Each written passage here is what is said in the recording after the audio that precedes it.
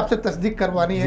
یہ شوکت بسرا صاحب نے پریس کانفرنس کی ہے کل اور انہوں نے بہت بڑا انکشاف کیا ہے. وہ انکشاف میں آپ کے سامنے رکھتا ہوں سر. انہوں نے کہا کہ پنجاب اسمبلی میں 20 اراکین اسمبلی نون لیگ کے فارورڈ بلاک بنانے جا رہے ہیں، جبکہ مرکز میں 20 سے 25 لوگ جو ہے وہ فارورڈ بنانے کے تیاری میں ہے.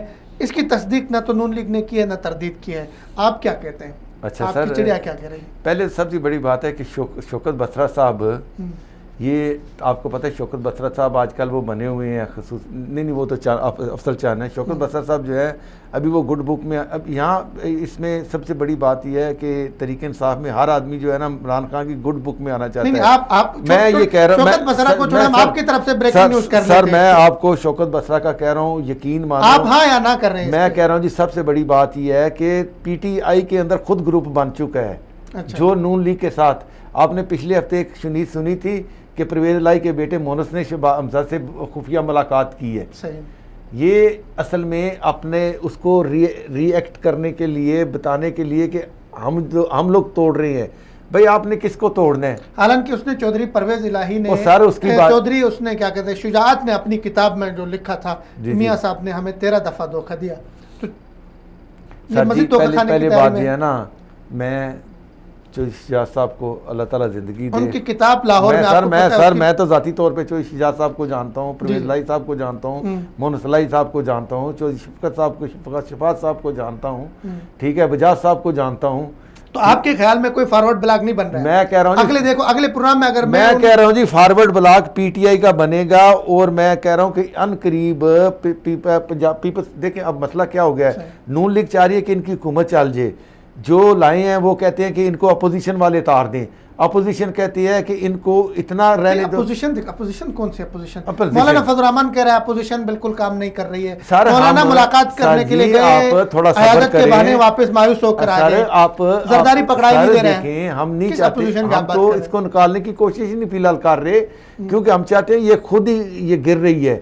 تو ہمیں کس لیے ضرورت ہے کہ اس کو دھکا مارنے کی؟ آپ بٹ صاحب آپ دیانتداری سے بتائیں. میں یقین میاں صاحب نے فضل الرحمان صاحب کو مایوس نہیں کیا. میں کہہ رہا ہوں یقین کریں کہ یہ حکومت خود اپنے آپ سے مایوس ہو چکی ہے.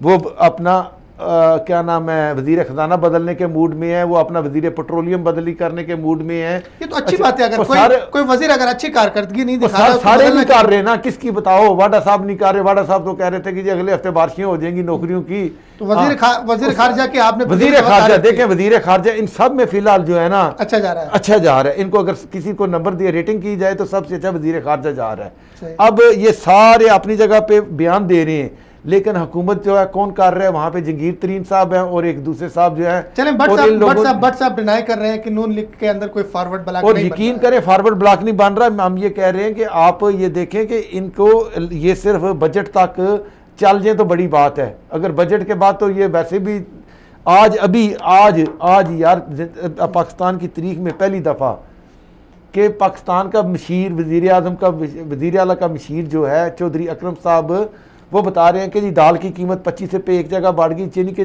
20 سے 25-30 روپے ہر چیز کی قیمت بڑھی ہے رمضان کی وجہ سے. وہ بتا اسے مہنگائی عوام کا مسئلہ ہے، اس پہ نہیں دیکھیں نا، اس میں بتا رہا ہوں نا یہ اچھا بھائی ایک ریزن کیا بتا رہا ہے کہ جی ڈالر کے ساتھ ایڈجسٹ کر رہی ہیں. اب 2 ارب روپیہ انہوں نے صرف رکھا ہے یہ رمضان پیکج کے لیے یوٹیلٹی سٹور کے اندر، جہاں پہ 1650 پہلے ہی غبن کے کیس ہیں. ٹھیک ہے، میری چھوٹی بات سن لے. اگر 2 ارب روپیہ رکھا ہے تو 2 ارب 20 کروڑ کر لو، آپ 22 کروڑ بھی نہ کرو تو یہ اس کا مطلب ہے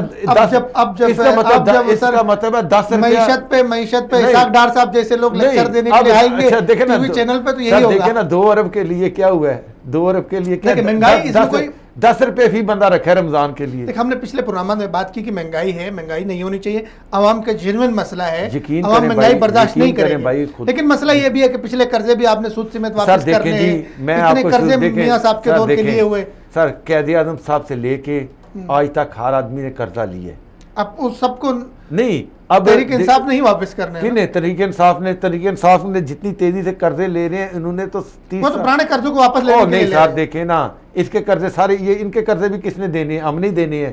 اب یہ اپنے قرضے اپنے آئندہ ان کو اتار کے جائیں گے. اب یہ دیکھیں نا آشیانہ کے اوپر تو وہ کہہ رہے ہیں جی اس میں وہ کرپشن یا جو کرپشن اس پہ بات کر لیں گے. بہت سے سارے موضوع ہیں. آج وہ خود جو ہے وہ اس پہ دوسرا کام شروع انہیں پروجیکٹ کا افتتاح کیا ہے وزیر اعظم صاحب نے کہ یہ اپنا کہ ہم نے وہ بنا کے دینے ہیں گھر.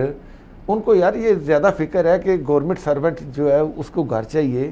یار ہم اوورسیز پاکستانیوں کا کیا قصور ہے؟ اوورسیز کا مسئلہ بھی رکھ لیں گے. میاں صاحب نے تو نہیں کیا, امید رکتے ہیں عمران خان صاحب اوورسیز کے مسئلے کو حل کر لیں گے. اوورسیز کے بہت سے مسائل ہیں, اوورسیز کے تو ایک ہمارا پورا پروگرام ہونا چاہیے. جو اوورسیز پاکستانی 20 ارب روپیہ نقد کیش دیتا ہے بغیر کسی شرط کے, نہ آئی ایم ایف نہ کسی چیز ہے. نواز شریف صاحب کے ساتھ بٹ صاحب کی رفاقت نہیں جی, نواز شریف صاحب 22 سال, لیکن بٹ صاحب نے ان 22 سالوں میں اوورسیز کے مسائل حل نہیں کرائے. کوشش کرتے ہیں عمران خان صاحب. دیکھیں جی, ہر آدمی ہمارا